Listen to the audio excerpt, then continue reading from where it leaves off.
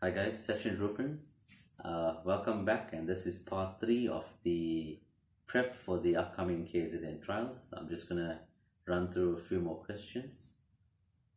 The next question is, what are the selectors looking for on the day, and how are they scoring you and your tackle?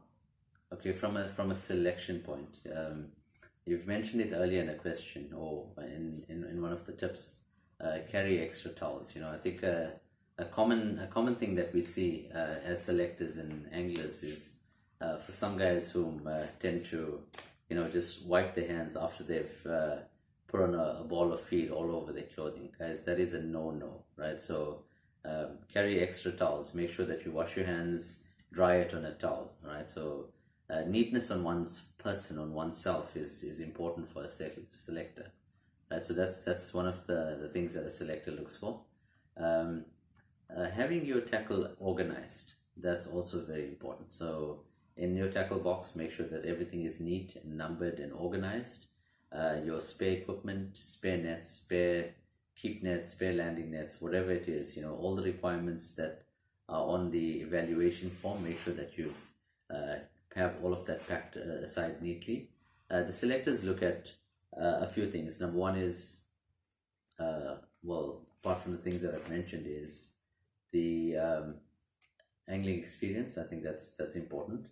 They would look at your angling ability, and it's tested in a few ways. Your focus. A selector could very well stand on the side of you, and you lose focus of your rods in talking to a selector. So that is focus lost. Um, it's little things that your casting ability, your ability to play and land a fish. So whilst the selector is there or on his way to you, those are little things that somebody may look at as a selector, and you scored accordingly, right? So just remember, focus on your rods. When a selector comes through, you can have a chat with him, but keep your focus on your rods. Another important point to note is at the weigh-in. How would the weigh-in take place? Okay, well, we have not had a single KZN trial with COVID. This is going to be a first. But what I can tell you from other uh, national events, we have a roving scale, which effectively means that a crate or a wasting may be placed on the back of a bucky, which will drive from angler to angler, so peg to peg. And when the official gets to you, what you will do is you carry your net out of the water, bring it to the bucky or to the vehicle. You will take off your fish, place it into a wasteling or into a crate.